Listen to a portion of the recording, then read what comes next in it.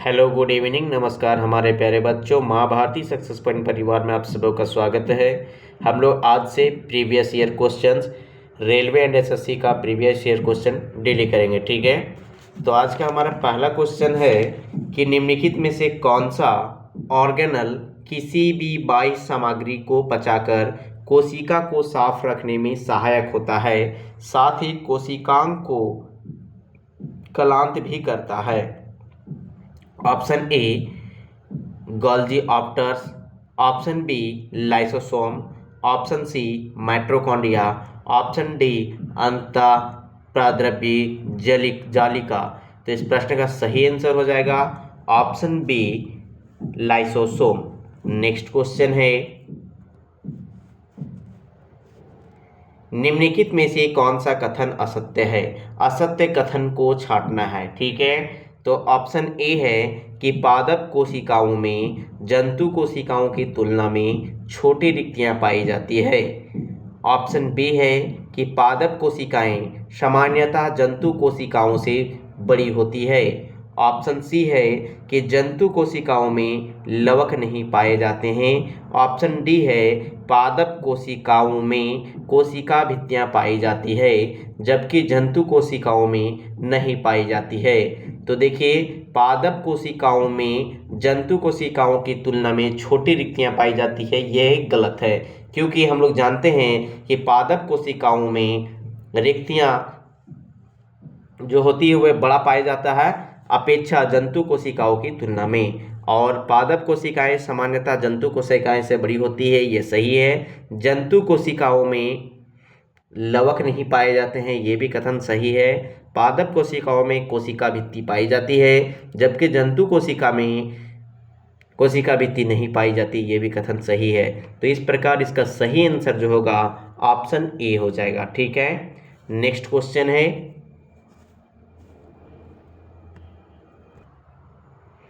इनमें से कौन सा तरल पदार्थ आंत से अवशोषित वसा को ग्रहण करता है और अतिरिक्त द्रव्य को अतिरिक्त कोशिकीय स्थान से वापस रक्त में ले जाता है?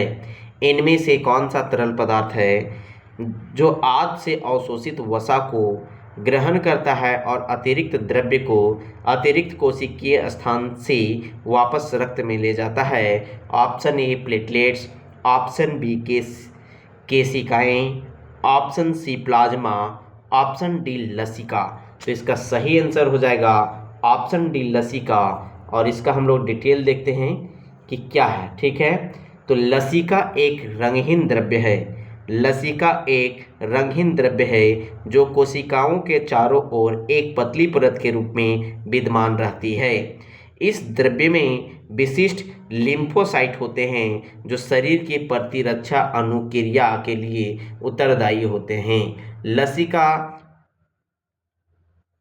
लसिका पोषक पदार्थ, हार्मोन आदि का संवहन करती है। यह आंत में उपस्थित लैक्टियल वसा को अवशोषित करती है तथा अतिरिक्त द्रव्य को अतिरिक्त कोशिकीय स्थान से वापस रक्त में ले जाती है। इस प्रकार इसका सही आंसर, इस प्रश्न का सही आंसर ऑप्शन डी होता लसिका, ठीक है। नेक्स्ट क्वेश्चन है कि निम्नलिखित में से अर्धसूत्रण के लिए कौन सा कथन सत्य नहीं है, अर्थात असत्य कथन को चुनना है। तो अर्धसूत्रण दो चरण में होते हैं। ऑप्शन ए है कि अर्धसूत्रण जो होते हैं वे दो चरण में होते हैं।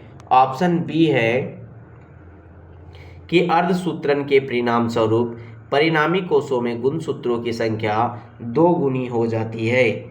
ऑप्शन सी है कि अर्धसूत्रण के दौरान जनक कोषों की जिन परिणामी कोषों में मिश्रित हो जाती है। ऑप्शन डी है कि जनन ग्रंथि जिसको गोनाड में आघूर्ण सूत्रण युग्मक के उत्पादन के लिए होता है। तो इस प्रश्न का सही आंसर हो जाएगा कि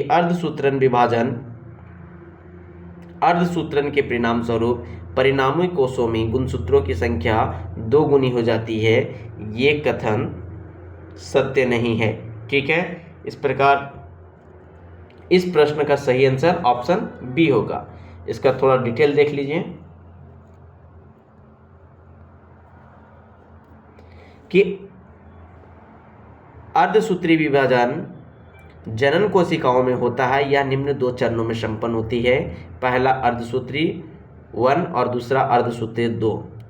अर्धसूत्रण के परिणाम स्वरूप परिणामी कोशिकाओं में गुणसूत्रों की संख्या आधी रह जाती है, ठीक है। और यहाँ पे क्या दिया था ऑप्शन में कि 2 गुनी हो जाती है। इस प्रकार ये ऑप्शन गलत था और इसका सही आंसर क्या हो जाएगा? Option B. नेक्स्ट क्वेश्चन है, किस कोशिकांग को कोशिका का मास्टर कहा जाता है? कौन सा कोशिका का अंग है जिसको मास्टर कहा जाता है? Option A endoplasmic reticulum, option B mitochondria, option C nucleolus, option D नाभिक। तो इस प्रश्न का सही आंसर हो जाएगा ऑप्शन डी, नाभिक को मास्टर कहा जाता है, ठीक है। अर्थात नाभिक को कोशिका का मास्टर कहा जाता है। नाभिक कोशिका के डीएनए के ब्लूप्रिंट के अवयव अपने में समाहित रखता है, ठीक है। जो नाभिक का काम क्या है कि कोशिका के जो डीएनए की ब्लूप्रिंट का अवयव जो होता है वो अपने अंदर समाहित रखता है, ठीक है। तो इस प्रकार इस प्रश्न का सही आंसर हो जाएगा ऑप्शन डी। नेक्स्ट क्वेश्चन है, ये क्वेश्चन पूछा हुआ है आरआरबी जेई 23/5/2019 को। आप लोग इस प्रश्न का आंसर दीजिए कि किसी कोशिका में मौजूद सबसे बड़ा कोशिकांग कौन सा होता है? मतलब कोशिकांग मतलब कौन सा कोशिका का अंग जो है वो सबसे बड़ा अंग है? अंतःद्रव्य जलिका, अंतःप्राद्रव्य जलिका, ऑप्शन बी नाभिक, option C Golgi, option D mitochondria. तो आप लोग इस प्रश्न का सही आंसर दीजिए। इसका सही आंसर हो जाएगा नाभिक। मतलब इस प्रश्न का सही आंसर नाभिक हो जाएगा, ठीक है। नेक्स्ट क्वेश्चन देखिए,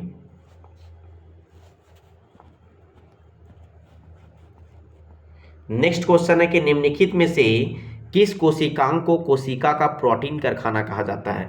आप लोग फटाफट इस प्रश्न का आंसर दीजिए कि कौन सा कोशिकांग है, कोशिका के अंतर्गत कौन सा कोशिका का अंग है जो कोशिका का प्रोटीन का कारखाना कहा जाता है, जिसे कोशिका के प्रोटीन का कारखाना कहा जाता है? ऑप्शन ए हरित लवक को, ऑप्शन बी लाइसोसोम को, ऑप्शन सी माइटोकॉन्ड्रिया को, ऑप्शन डी राइबोसोम को। तो इस प्रश्न का सही आंसर क्या हो जाएगा? तो इस प्रश्न का सही आंसर हो जाएगा राइबोसोम, ठीक है। राइबोसोम को देखो, राइबोसोम जो होता है उस सजीव कोशिका के कोशिका द्रव्य में स्थित बहुत ही सूक्ष्म कण है। क्या है? राइबोसोम जो है उस सजीव कोशिका के कोशिका द्रव्य में स्थित बहुत ही सूक्ष्म कण है जिनकी प्रोटीन के संश्लेषण में महत्वपूर्ण भूमिका होती है।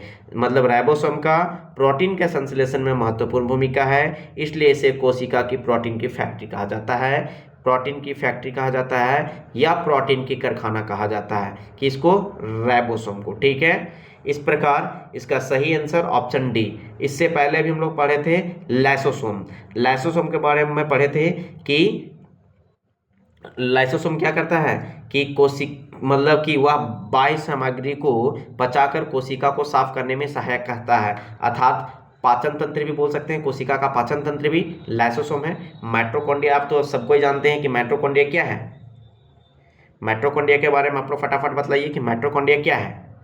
तो पावर हाउस है, ठीक है। तो इस प्रकार इस प्रश्न का सही आंसर ऑप्शन डी है। नेक्स्ट क्वेश्चन,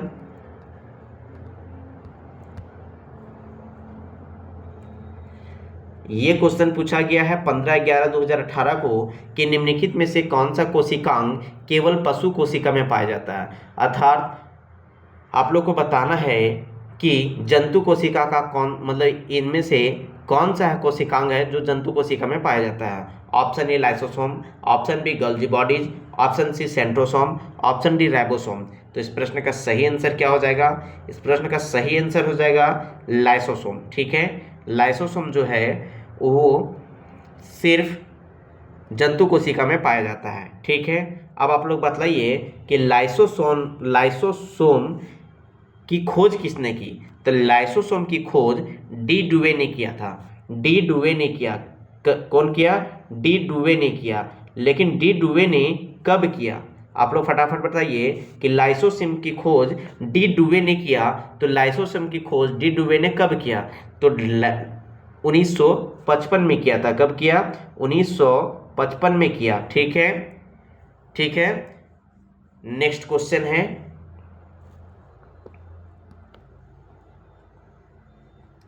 शरीर में लगी चोट की मरम्मत के लिए किस प्रकार के सेल विभाजन का प्रयोग किया जाता है?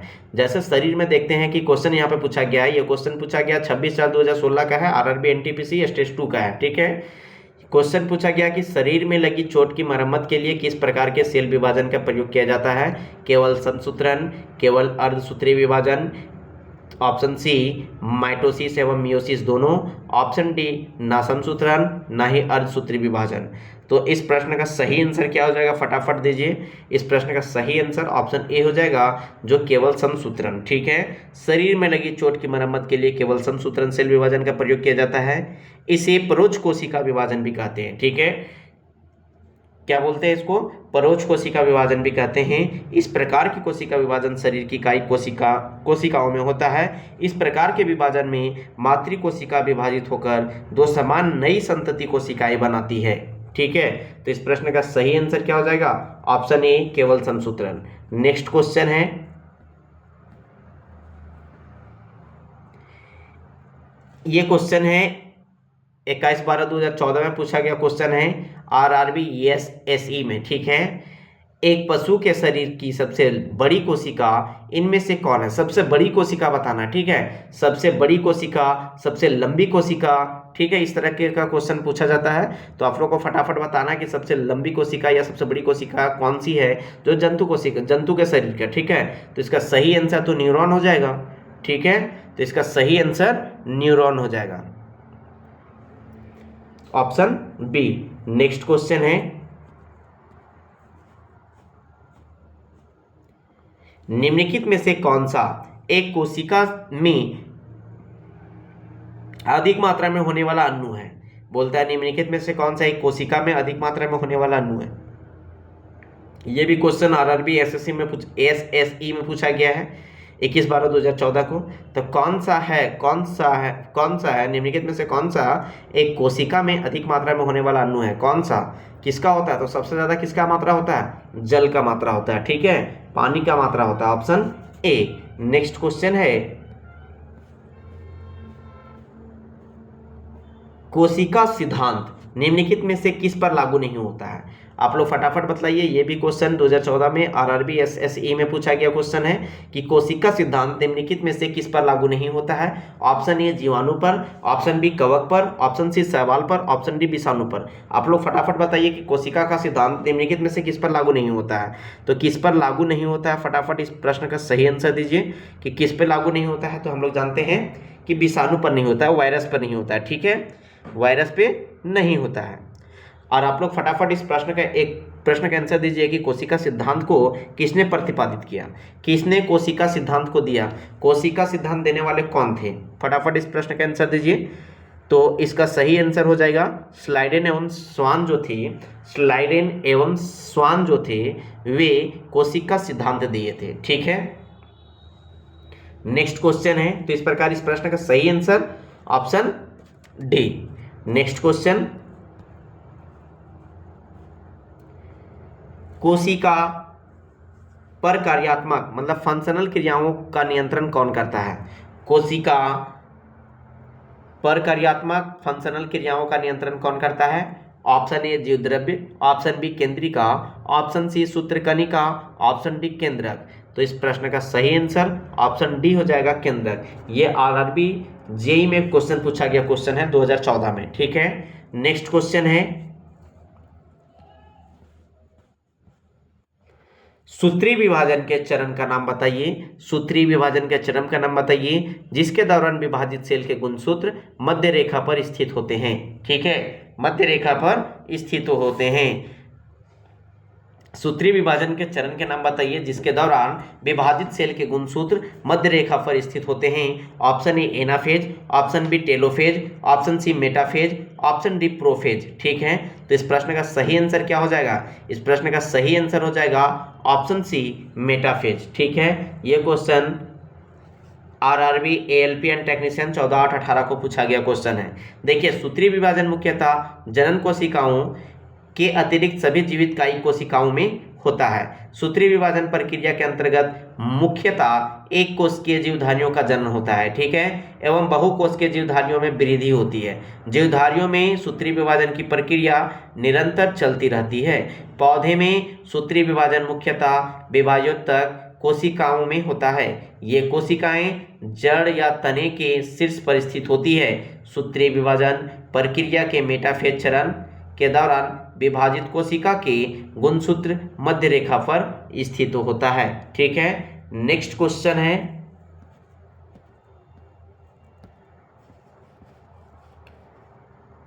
ये देखिए आप लोग का अभी जो टॉपिक चल रहा है, अभी यहाँ से जो टॉपिक चलेगा वो प्लांट सेल से चलेगा, ठीक है, पादप कोशिका से चलेगा।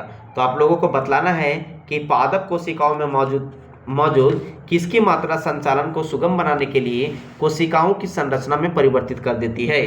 पादप कोशिकाओं में मौजूद किसकी मात्रा संचालन को सुगम बनाने के लिए कोशिकाओं की संरचना में परिवर्तन कर देती है। ऑप्शन ए जल की मात्रा, ऑप्शन बी विद्युत रासायनिक स्पंदों, option c hormone, option d protein. तो इस प्रश्न का सही आंसर हो जाएगा ऑप्शन ए जल की मात्रा, ठीक है, ऑप्शन ए जल की मात्रा। देखिए पादप कोशिकाओं में मौजूद जल की मात्रा संचालन को सुगम बनाने के लिए कोशिकाओं की संरचना में परिवर्तन कर देती है, ठीक है।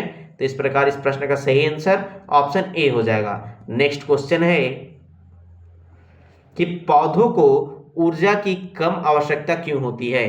पौधों को ऊर्जा की कम आवश्यकता क्यों होती है। पौधों को ऊर्जा की कम आवश्यकता क्यों होती है, क्योंकि उनमें अत्यधिक मृत कोशिकाएं पाई जाती है। पौधों में ऊर्जा की कम आवश्यकता क्यों होती है, यह क्वेश्चन ग्रुप डी में पूछा हुआ क्वेश्चन है, 24/8/2022 का क्वेश्चन है, ठीक है। आप लोगों को बतलाना है कि पौधों को ऊर्जा की कम आवश्यकता क्यों होती है अपेक्षा जंतु की अपेक्षा, ठीक है। तो आप इसका सही आंसर बतलाइए, इनमें से क्या हो जाएगा। ऑप्शन ए है कि क्योंकि उनमें अत्यधिक मृत कोशिकाएं पाई जाती है। ऑप्शन बी है क्योंकि वे केवल ऊंचाई में बढ़ते हैं। ऑप्शन सी है क्योंकि वे अपना भोजन स्वयं बनाते हैं। ऑप्शन डी है क्योंकि वे ऑक्सीजन का उत्पादन करते हैं। तो इस प्रश्न का सही आंसर हो जाएगा ऑप्शन ए, क्योंकि उसमें अत्यधिक मृत कोशिकाएं पाई जाती है। पौधों को जानवरों की अपेक्षा कम ऊर्जा की आवश्यकता होती है। देखिए यहाँ पे कंपेयर किससे किया गया है, जानवरों की अपेक्षा, ठीक है। पौधों को जानवरों की अपेक्षा कम ऊर्जा की आवश्यकता इसलिए होती है क्योंकि पौधों के शरीर में जैसी कई मृत कोशिकाएं पाई जाती है जिन्हें किसी ऊर्जा की आवश्यकता नहीं होती है। साथ ही पौधों को जानवरों की तरह भोजन व आश्रय की तलाश में जाना नहीं पड़ता है अर्थात स्थानांतरण नहीं करना पड़ता है, मतलब गति नहीं करना पड़ता है, ठीक है। इसलिए ऊर्जा की कम आवश्यकता होती है। तो इसका एक कारण हो गया कि मृत कोशिकाएं पाई जाती है, अत्यधिक मृत कोशिकाएं पाई जाती है। दूसरा कारण हो गया कि कम गतिशील है, मतलब गतिशील नहीं है, ठीक है। नेक्स्ट क्वेश्चन है,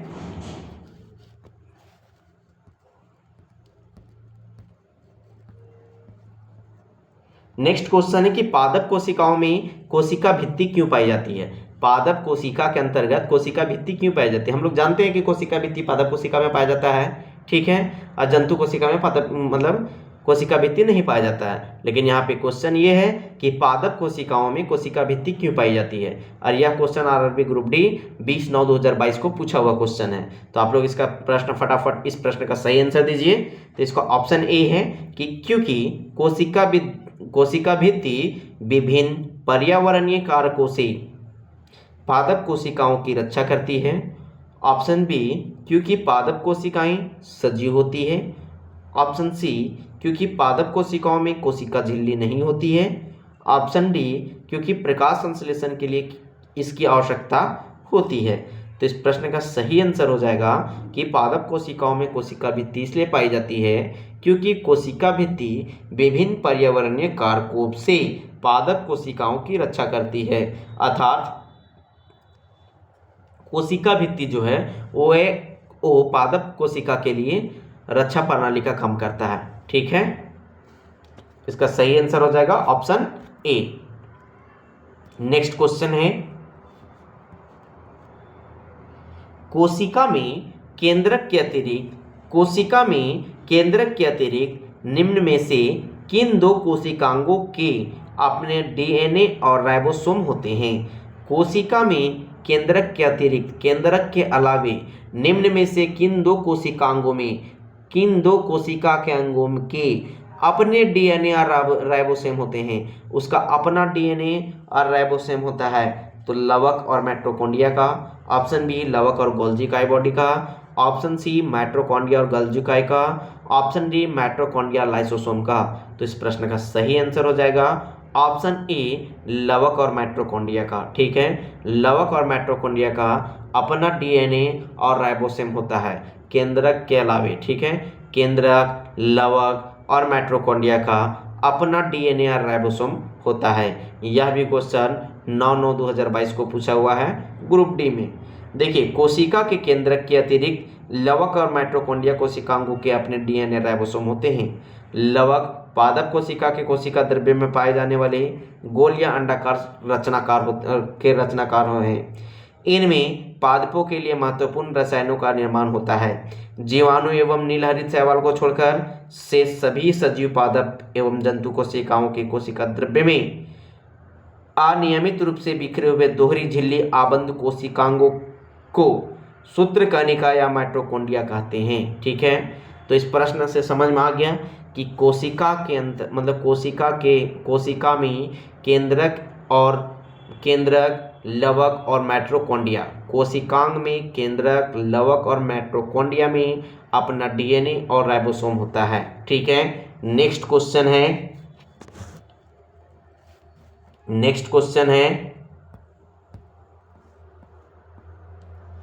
कि पादप कोशिका में श्वसन क्रिया जिसमें वे ऑक्सीजन ग्रहण करते हैं और भोजन से ऊर्जा और कार्बन डाइऑक्साइड मुक्त करते हैं, कहाँ होती है? पादप कोशिका में, क्वेश्चन है पादप कोशिका में श्वसन क्रिया जिसमें वे ऑक्सीजन ग्रहण करते हैं और भोजन से ऊर्जा और कार्बन डाइऑक्साइड मुक्त करते हैं, यह प्रक्रिया कहाँ होती है? ऑप्शन ए रसधानी में, ऑप्शन बी हरित लवक और माइटोकॉन्ड्रिया में, ऑप्शन सी परऑक्सीसोम में, ऑप्शन डी माइटोकॉन्ड्रिया में। तो इस प्रश्न का सही आंसर हो जाएगा ऑप्शन डी माइटोकॉन्ड्रिया में। देखिए, पादप कोशिका के अंतर्गत एक कोशिकांग है जिसको माइटोकॉन्ड्रिया बोलते हैं। उसमें क्या होता है कि वह ऑक्सीजन को, श्वसन की क्रिया में ऑक्सीजन को ग्रहण करता है और भोजन से ऊर्जा और कार्बन डाइऑक्साइड मुक्त करती है। ठीक है, तो पादप कोशिका में श्वसन क्रिया जिसमें वे ऑक्सीजन ग्रहण करते हैं और भोजन से ऊर्जा और कार्बन डाइऑक्साइड मुक्त करते हैं, माइटोकॉन्ड्रिया में होती है। ठीक है, नेक्स्ट क्वेश्चन है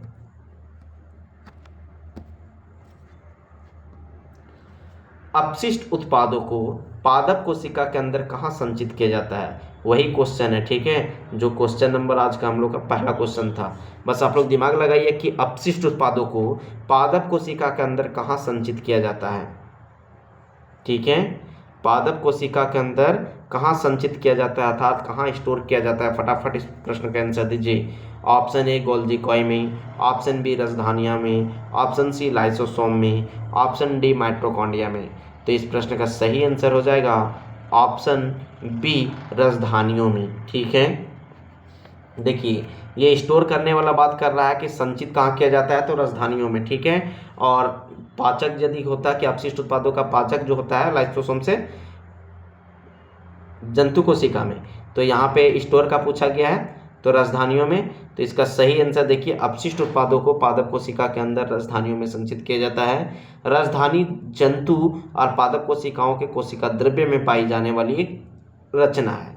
पादप कोशिकाओं में रसधानियां जल संतुलन बनाए रखने में मदद करती है। कभी कभी एक रिक्तिका पादप कोशिका के अधिकांश आंतरिक स्थान को घेर सकती है। ठीक है, नेक्स्ट क्वेश्चन है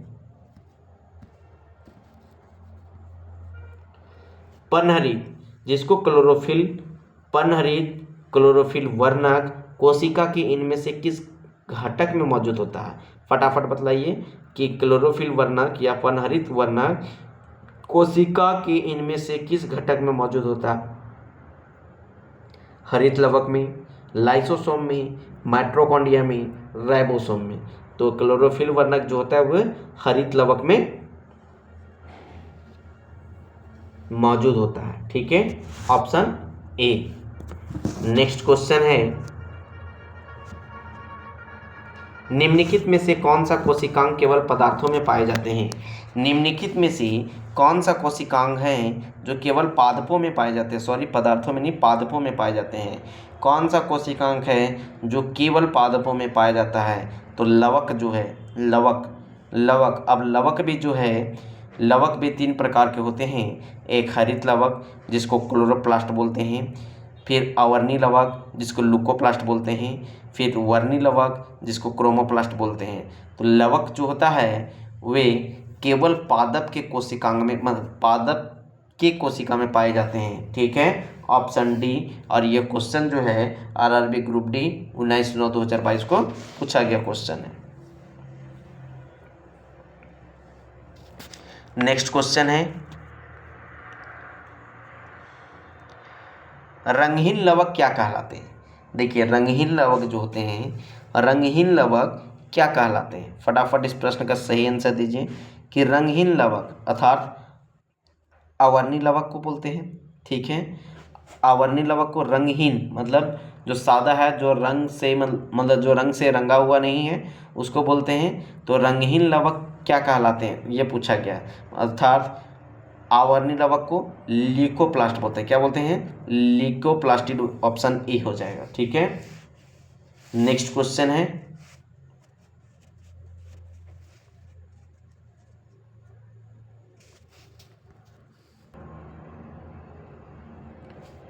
कुछ जीवाणु प्रकाश संश्लेषी होते हैं। कुछ जीवाणु जो होते हैं वो प्रकाश संश्लेषी होते हैं। इन कोशिकाओं में प्रकाश संश्लेषण वर्णक कहाँ स्थित होते हैं? कुछ जीवाणु प्रकाश संश्लेषी होते हैं। इन कोशिकाओं में प्रकाश संश्लेषक वर्णक कहाँ स्थित होते हैं? ऑप्शन ए विशेष झिल्लियों पर, ऑप्शन बी हरित लवक में, ऑप्शन सी कोशिका के कोशिका द्रव्य में, ऑप्शन डी प्लाज्मा झिल्ली के अंतवर्लन में। तो इस प्रश्न का सही आंसर हो जाएगा ऑप्शन डी प्लाज्मा झिल्ली के अंतवर्लन में। ठीक है, इनफोल्डिंग में। कुछ जीवाणु प्रकाश संश्लेषी होते हैं। इन कोशिकाओं में प्रकाश संश्लेषण वर्णक प्लाज्मा झिल्ली के अंतवर्लन में स्थित होते हैं। प्रकाश संश्लेषण प्रोकैरियोटिक जीवाणु में क्लोरोफिल झिल्लीदार पुटिका के साथ संबंधित होती है। तो इस प्रश्न का सही आंसर ऑप्शन डी हो जाएगा। नेक्स्ट क्वेश्चन है कि पादप कोशिकाओं की भित्तियां किससे बनी होती है? फटाफट इस क्वेश्चन का आंसर दीजिए कि पादप कोशिकाओं की भित्तियां किससे बनी होती है? साइटोसॉल से, कोशिका द्रव्य से, सेल्यूलोज से, ऑप्शन डी ग्लूकोज से। तो इस प्रश्न का सही आंसर हो जाएगा ऑप्शन सी सेल्यूलोज से। नेक्स्ट क्वेश्चन हो जाएगा, और देखिए यह क्वेश्चन पूछा हुआ आरआरबी एनटीपीसी 24/7/2021 में। नेक्स्ट क्वेश्चन है कि पौधे में कोशिका भित्ति का निर्माण करने वाली जटिल कार्बोहाइड्रेट को क्या कहा जाता है? जटिल कार्बोहाइड्रेट को क्या कहा जाता है? आरआरबी जेई 26/2019 में क्वेश्चन पूछा हुआ क्वेश्चन है।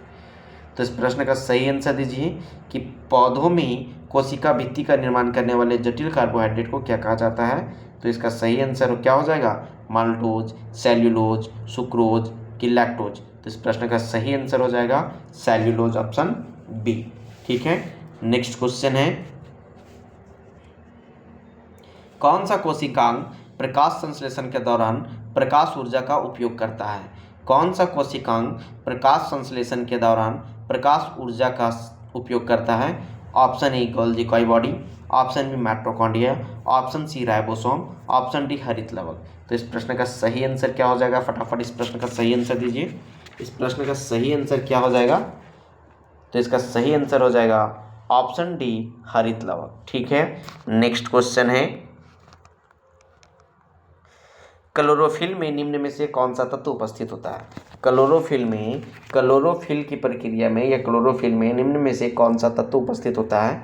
Aluminium, option B calcium, option C magnesium, option D iron. तो हम लोग जानते हैं कि क्लोरोफिल में मैग्नीशियम तत्व उपस्थित होता है। हरी पत्तियों में क्लोरोफिल एक हरे रंग का वर्णक पाया जाता है। क्लोरोफिल सूर्य के प्रकाश को अवशोषित करता है और ऊर्जा देता है। तो इस प्रकार इस प्रश्न का सही आंसर हो जाएगा option C magnesium. Next question है, निम्नलिखित में से क्या केवल पादप कोशिकाओं में पाया जाता है? पादप कोशिकाओं में क्या केवल पाया जाता है? ये क्वेश्चन देखिए, समझिए, रिपीटेड क्वेश्चन है। ठीक है। और ये क्वेश्चन 22/1/2021 को एनटीपीसी में क्वेश्चन पूछा हुआ क्वेश्चन है। तो इसका सही आंसर आप लोग क्या हो जाएगा, इसका सही आंसर हो जाएगा इसका लवक। इसका सही आंसर क्या हो जाएगा, लवक, ऑप्शन सी। ठीक है। नेक्स्ट क्वेश्चन है कि निम्नलिखित में से कौन सा वर्णक फलों और सब्जियों के रंगों का निर्धारण के लिए जिम्मेदार है। कौन सा वर्णक है, कौन सा वर्णक है जो फलों और सब्जियों के रंगों के निर्धारण के लिए जिम्मेदार है। Haemocyanin, option b merocyanin, option c indocyanin, option d anthocyanins. तो इस प्रश्न का सही आंसर क्या हो जाएगा, ऑप्शन डी एंथोसाइनिन्स। क्या है, ऑप्शन डी एंथोसाइनिन्स। देखिए ये क्वेश्चन पूछा हुआ आरआरबी एनटीपीसी 27/2/2021 का है। ठीक है। फलों और सब्जियों के रंगों का निर्धारण एंथोसाइनिन वर्णक करता है। एंथोसाइनिन जामुन, प्याज, अनार, अंगूर, टमाटर, चोकोबेरी आदि में पाया जाता है, जबकि ये जो हियोसाइनिन है वो रक्त को नीला बनाता है। क्या करता है, हीमोसाइनिन रक्त को क्या करता है, नीला बनाता है। और हीमोग्लोबिन जो होता है, हीमोग्लोबिन क्या होता है, रक्त को लाल बनाता है। हीमोसाइनिन जो होता है, हीमोसाइनिन जो होता है वो रक्त को नीला बनाता है।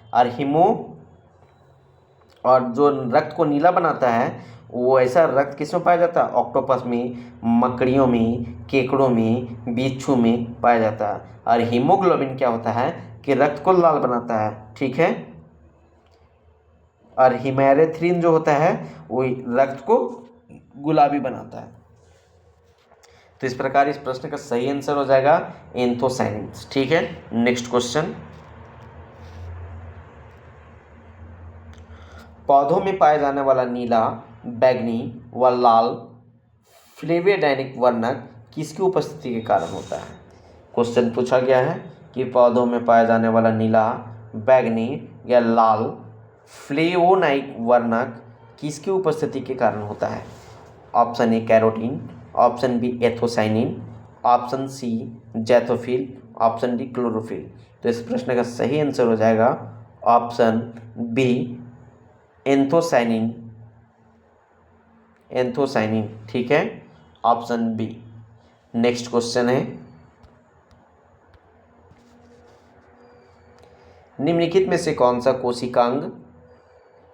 कोशिकांग पादप कोशिकाओं में पाया जाता है किंतु जंतु कोशिका में नहीं पाया जाता है।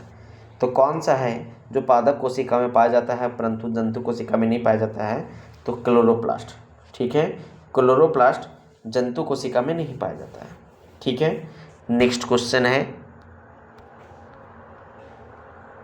निम्नलिखित में से कौन सा घटक पत्तियों को हरा रंग प्रदान करता है। फटाफट बताइए कि कौन सा घटक है, इनमें से कौन सा घटक है जो पत्तियों को हरा रंग प्रदान करता है, पानी कि नाइट्रोजन या क्लोरोफिल या यूरिया। तो इस प्रश्न का सही आंसर हो जाएगा ऑप्शन सी क्लोरोफिल। ठीक है।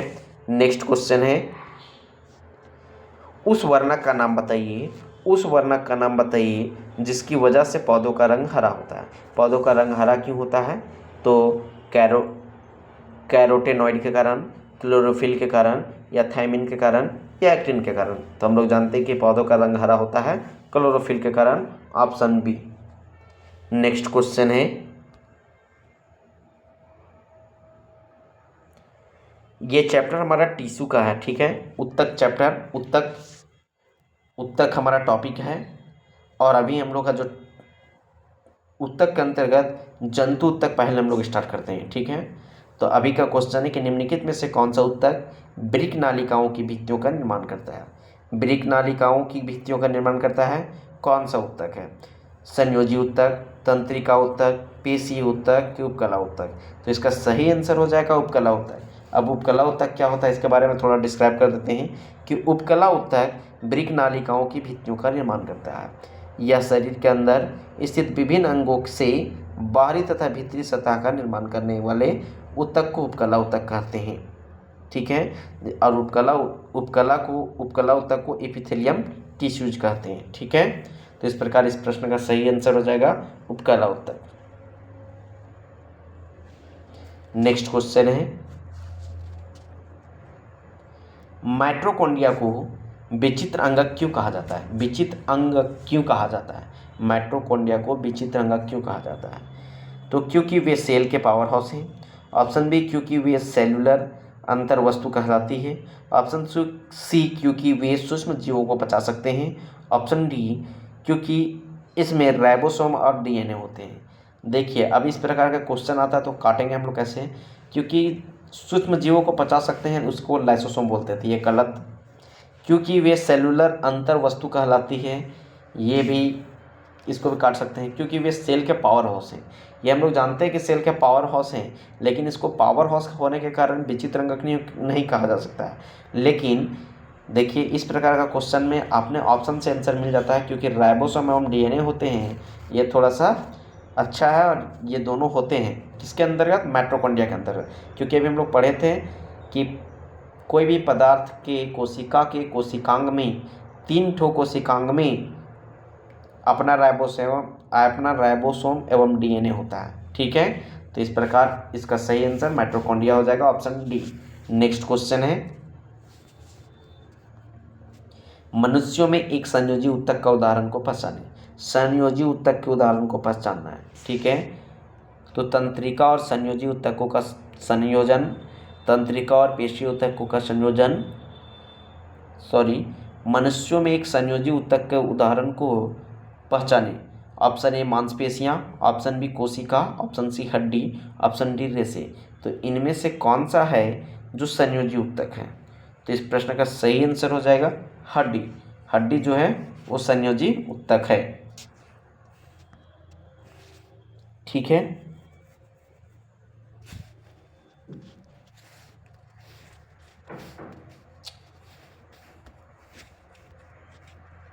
निम्नलिखित में से कौन सा एक संयोजी ऊतक है? यहाँ पे भी ये भी क्वेश्चन वो सेम क्वेश्चन है कि निम्नलिखित में से कौन सा एक संयोजी ऊतक है? तो इसका भी सही आंसर क्या हो जाएगा? फटाफट इस क्वेश्चन का सही आंसर दीजिए, क्या हो जाएगा?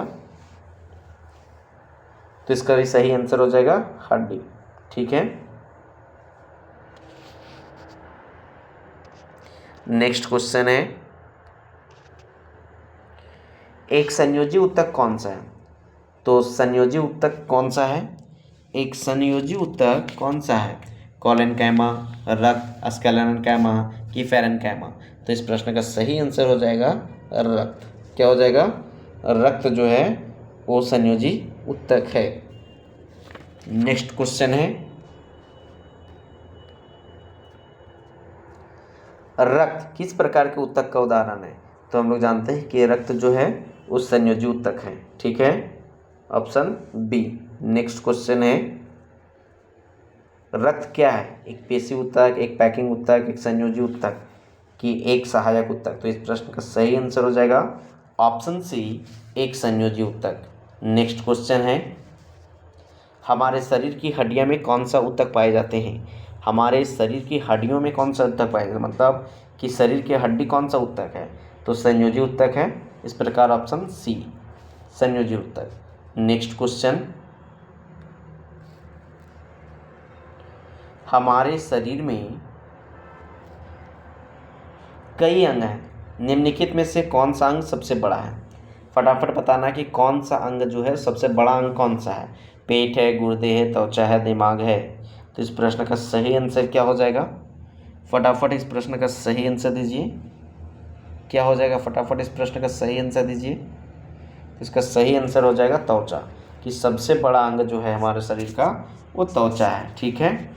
नेक्स्ट क्वेश्चन है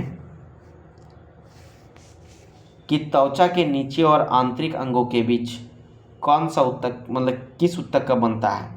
त्वचा के नीचे और आंतरिक अंगों के बीच, त्वचा के नीचे और आंतरिक अंगों के बीच कौन सा ऊतक बनता है? तंत्रिका, वसा, मांसल कि एपिथेलियम? तो त्वचा के नीचे और आंतरिक अंगों के बीच जो है वो वसा ऊतक बनता है, ठीक है, ऑप्शन बी हो जाएगा। नेक्स्ट क्वेश्चन है, निम्न में से क्या एक पशु ऊतक नहीं है? कौन सा है जो पशु ऊतक नहीं है? पेशी ऊतक, संयोजी ऊतक, उपकला ऊतक, तंत्रिका ऊतक? तो पशु ऊतक कौन सा है जो नहीं है? ठीक है, पशु ऊतक पूछ रहा है, पशु ऊतक मतलब जंतु ऊतक कौन सा नहीं, पेशी ऊतक है, संयोजी ऊतक है, उपकला ऊतक है कि तंत्रिका ऊतक है। तो इसमें कौन सा हो जाएगा इसका सही आंसर, फटाफट बताइए। तो इसमें कोई नहीं होगा क्योंकि ये सभी क्या है, जंतु ऊतक है। ठीक है, तो ये क्वेश्चन क्या हो जाएगा, स्टार। नेक्स्ट क्वेश्चन है कि कौन सा ऊतक हमारे मुंह की आंतरिक अस्तर को बनाता है। कौन सा ऊतक है जो हमारे मुंह की आंतरिक अस्तर को बनाता है। Option a ciliated columnar epithelium, option b सरल स्क्वैमस एपिथेलियम, ऑप्शन सी अस्तरीकृत squamous epithelium, option d columnar epithelium. तो इस प्रश्न का सही आंसर हो जाएगा ऑप्शन बी सरल स्क्वैमस एपिथेलियम। नेक्स्ट क्वेश्चन है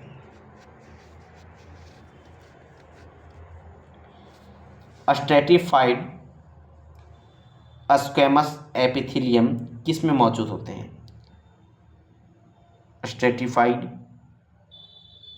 स्क्वैमस एपिथेलियम किस में मौजूद होते हैं। ऑप्शन ए गुर्दा में, ऑप्शन बी श्वसन तंत्र में, ऑप्शन सी ग्रसनली में, ऑप्शन डी त्वचा में। तो इस प्रश्न का सही आंसर हो जाएगा ऑप्शन डी त्वचा में। नेक्स्ट क्वेश्चन है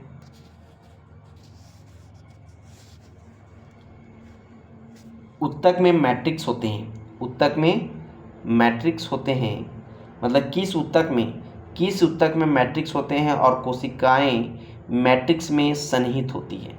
कौन से ऊतक में मैट्रिक्स होता है और कोशिकाएं मैट्रिक्स में सन्निहित होती हैं।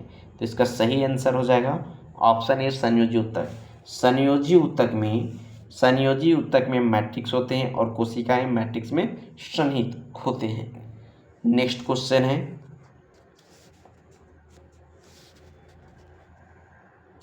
पेशी ऊतक कितने प्रकार के होते हैं। पेशी ऊतक जो हैं वे कितने प्रकार के होते हैं, तो 3 प्रकार के होते हैं। पेशी ऊतक 3 प्रकार के होते हैं। कौन कौन, तो पेशी ऊतक के प्रकार के अंतर्गत आ जाएंगे रेखित पेशी, आरेखित पेशी और हृदय पेशी। ठीक है, पेशी ऊतक के 3 प्रकार आ जाएंगे, रेखित पेशी, आरेखित पेशी और हृदय पेशी। ठीक है, नेक्स्ट क्वेश्चन है मानव शरीर की त्वचा का सबसे बाह्य परत क्या कहलाती है। मानव शरीर की त्वचा का सबसे बाह्य परत क्या कहलाती है। स्क्लेरा, एंडोडर्मिस, एपिडर्मिस कि हाइपोडर्मिस।